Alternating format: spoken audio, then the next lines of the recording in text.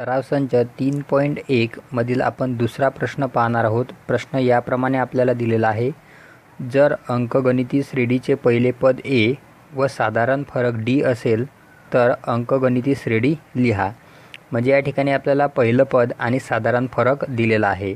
यामध्ये पहिले उदाहरण आपल्याला दिलेलं आहे ए बरोबर 10 आणि डी बरोबर 5. तर ए म्हणजेच काय, तर ए म्हणजेच आहे पहिले पद T1 जे आपल्याला दिलेलं आहे 10. म्हणून त्यानंतर काढू आपण आता दुसरे पद T2. तर T1 अधिक D बरोबर, तर T1 किती दिलेला आहे 10 आणि सामान्य फरक किती आहे 5 बरोबर. 10 आणि 5 15. हे झालं आपलं दुसरं पद. त्यानंतर आपण तिसरं पद काढू T3 बरोबर T2 अधिक D. T2 किती आहे 15 आणि D किती आहे 5 बरोबर 20. चौथं पद T3 अधिक D बरोबर T3 आपण काढलं किती 20 अधिक आणि D किती आहे 5 बरोबर 25. म्हणून या ठिकाणी अंकगणिती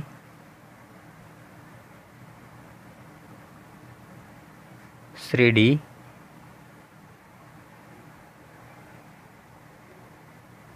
10, 15, 20, 25 आहे. दुसरे उदाहरण दिलेले आहे ए बरोबर -3 आणि डी बरोबर 0. तर या ठिकाणी पहिले पद T1 बरोबर किती आहे -3. म्हणून आता दुसरं पद काढू T2 बरोबर T1 अधिक सामान्य फरक D बरोबर. आता T1 किती आहे -3 अधिक सामान्य फरक किती आहे 0 बरोबर -3 अधिक 0 बरोबर -3. त्यानंतर तिसरे पद काढू T3 बरोबर T2 अधिक D.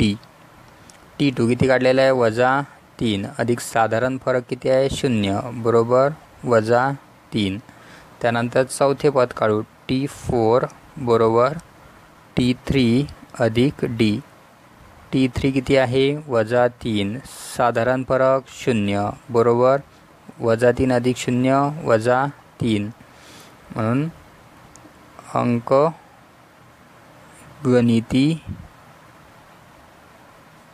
श्रेणी -3, -3, -3, -3, ... आहे. तिसरे उदाहरण ए बरोबर -7 आणि डी बरोबर 1/2. या ठिकाणी पहिलं पद आहे -7. दुसरं पद काढू आपण T2 बरोबर T1 अधिक सामान्य फरक D बरोबर. T1 किती आहे -7 अधिक D किती दिलेलं आहे 1/2. आता या ठिकाणी पूर्णांक आणि अपूर्णांक संख्या आहे म्हणून -7 जे याला छेद नाही आहे म्हणून 1 त्याचा छेद बरोबर. तिरपा गुणाकार करायचा 7 दुणे 14 वजा चिन्ह आहे म्हणून -14 आणि 1 गुणिले 1 1 अधिक 1. छेदांचा सुद्धा गुणाकार 2 गुणिले 1 2 बरोबर -14 अधिक 1. मोठ्या संख्येत चिन्ह येईल वजा. त्यानंतर 14 मधून 1 मायनस करायचा 13/2 वजा 13/2. याचा आपल्याला भागाकार करायचा 13/2 बरोबर येईल -6.5.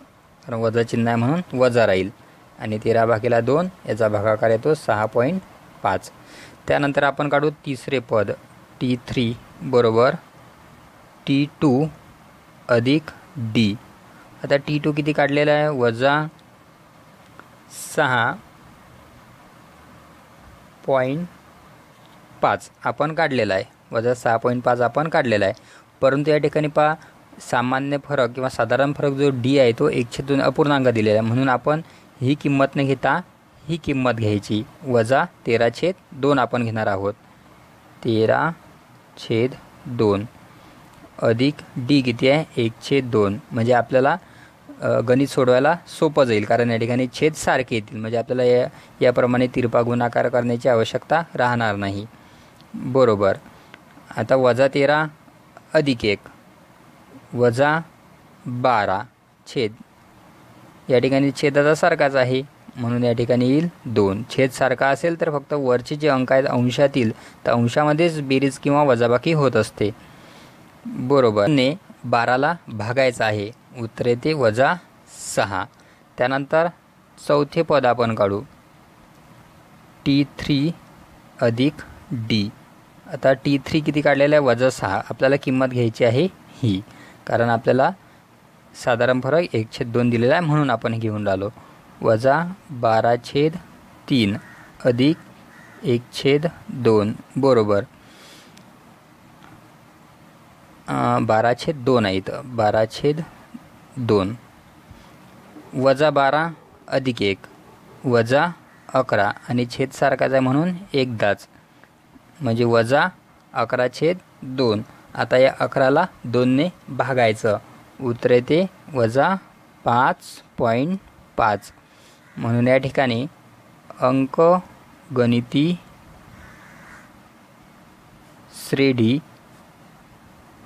काय असेल, पहिलं पद -7, दुसरं पद -6.5, तिसरं पद -6, चौथं पद -5.5, कॉमा ... आहे. चौथं उदाहरण आपल्याला दिलेलं आहे. ए बरोबर -1.25 आणि डी बरोबर आहे 3. पहिलं पद आहे -1.25. त्यानंतर काढायचं आहे दुसरं पद T2 बरोबर T1 अधिक D.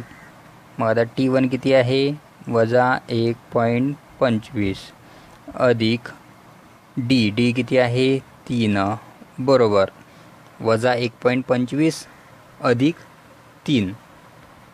म्हणजे आपल्याला 3 मधून 1.25 जे आहेत ते वजा करायचे आहेत, म्हणून राहतील वजाबाकी केल्यानंतर राहतील 1.75. त्यानंतर तिसरं पद आपण काढू, T3 बरोबर T2 अधिक D. आता T2 किती काढलेला आहे 1.75 अधिक D आहे 3 बरोबर 1.75 अधिक 3 4.75. त्यानंतर चौथे पद काढू, T4 बरोबर T3 अधिक D.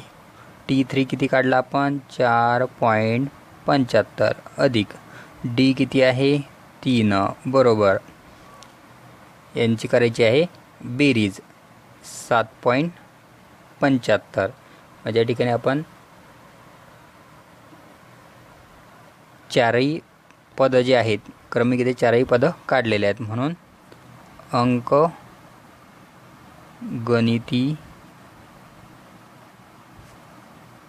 श्रेणी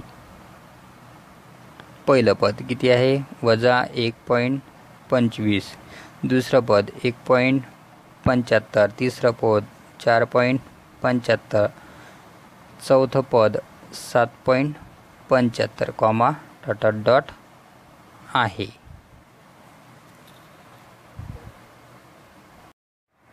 प्रश्न 5वा, ए बरोबर 6 आणि डी बरोबर -3. पहिले पद या ठिकाणी आपल्याला दिलेलं आहे T1 बरोबर 6. त्यानंतर दुसरं पद T2 बरोबर T1 अधिक D. T1 आहे 6 आणि D आहे -3 बरोबर 6 - 3 या ठिकाणी राहिले 3.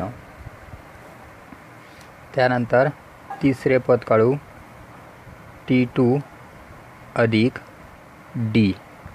या ठिकाणी T2 आपण काढलेला आहे 3 आणि डी आहे -3 बरोबर 3 हे -3 बरोबर 0. त्यानंतर चौथे पद आपण काढू T4 बरोबर T3 अधिक D बरोबर T3 काढलेला आहे 0 आणि D आहे -3 म्हणून या ठिकाणी 0 - 3 बरोबर -3 म्हणून अंकगणितीय या ठिकाणी अंकगणिती श्रेणी याप्रमाणे असेल.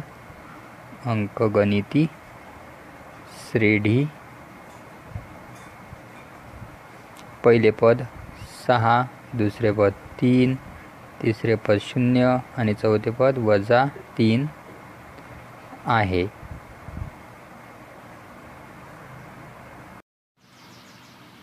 सहावे उदाहरण दिलेले आहे. ए बरोबर -19 आणि डी बरोबर -4. तर पहिले पद या ठिकाणी आहे T1 बरोबर -19. त्यानंतर दुसरे पद आपण काढू T2 बरोबर T1 अधिक D. तर या ठिकाणी T1 किती आहे -19 अधिक आणि D किती आहे -4 बरोबर -19 -4 बरोबर -19 आणि 4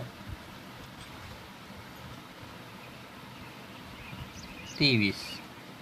त्यानंतर तिसरे पद आपण काढू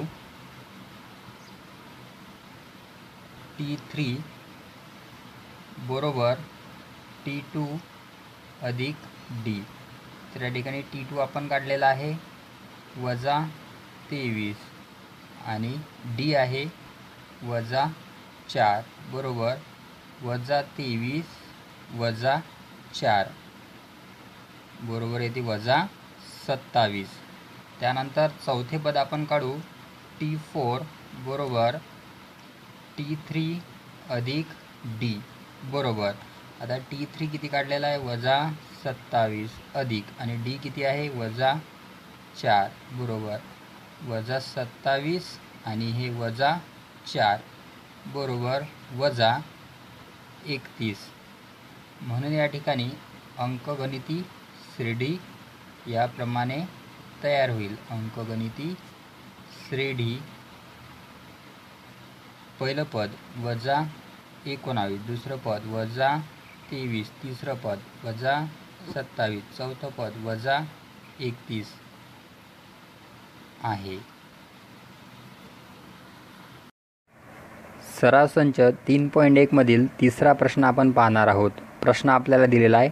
पुढील प्रत्येक अंकगणिती श्रेणीसाठी पहिले पद आणि सामान्य फरक काढा.